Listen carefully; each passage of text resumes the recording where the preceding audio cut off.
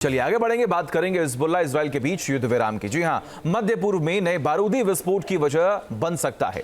दावा यह किया जा रहा है कि ईरान यहूदी देश इजराइल को टारगेट करने की प्लानिंग बना रहा है। लेकिन अब जब लेबनान के मोर्चे से आईडीएफ को राहत मिली तो साफ है कि अगला टारगेट शिया मुल्क ईरान होने वाला है। देखिए,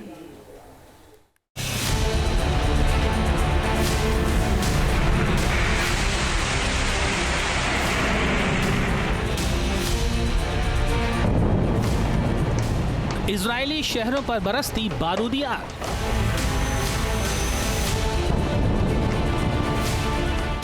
इजराइल के खिलाफ हिजबुल्लाह की हिमाकत।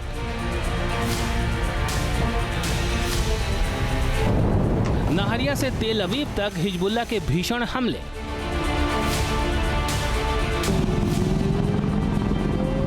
लोअर गैलीली से लेकर किरियात शमोना तक हर तरफ बरसता बारूद।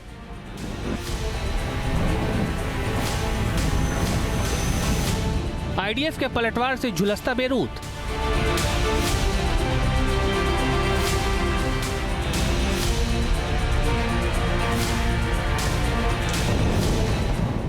हिजबुल्लाह की हिमाकत से सिसकता बेरूत।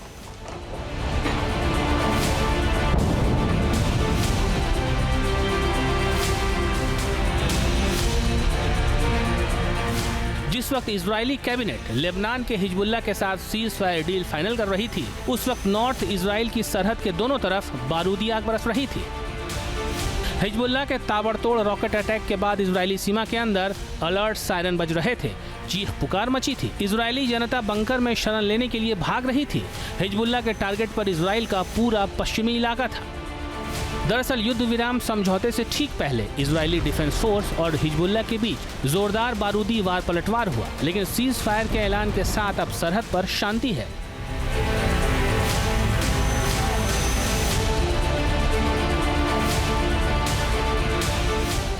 बेरूत से भागे लोग अपने घरों को लौट रहे हैं। समझौते के तहत लेबनान के लोगों को घर लौटने की इजाजत मिलेगी।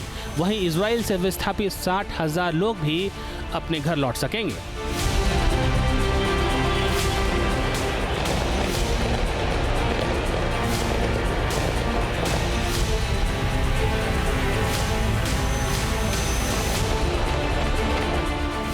लेकिन रक्षा विशेषज्ञों का दावा है कि अब इजराइल के टारगेट पर सीधे ईरान आ गया है। इसकी वजह डिकोड करते हैं। ईरानी सैन्य कमांडर्स का दावा है कि आईआरजीसी ऑपरेशन ट्रू प्रॉमिस के तीसरे सेगमेंट को अंजाम देने के लिए बिल्कुल तैयार है। इस बारूदी वार पलटवार के दावों के बीच ईरान ने नए सेंट्रीफ्यूज लगाने का मिशन भी शुरू कर दिया है। माना जा रहा है कि ईरान अपने एटम बम बनाने के बेहद करीब है। ईरान राष्ट्रपति के तौर पर ट्रंप के शपथ ग्रहण से पहले एटमी परीक्षण करने की कोशिश में है।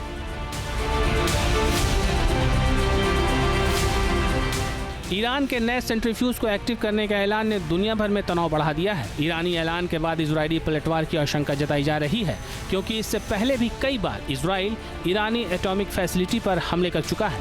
लेकिन मौजूदा हालात में अगर इजराइल फिर हमले की योजना बनाता है तो आशंका जाहिर की जा रही है कि ईरान इसका तीखा जवाब देगा, जो महायुद्ध में बदल सकता है।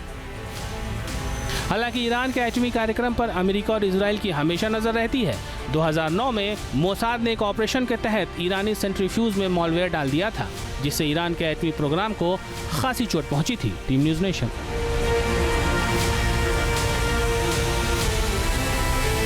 न्यूज़ नेशन अब व्हाट्सएप पर खबरों के ताजा अपडेट के लिए न्यूज़ नेशन के इस क्यूआर कोड को स्कैन करें।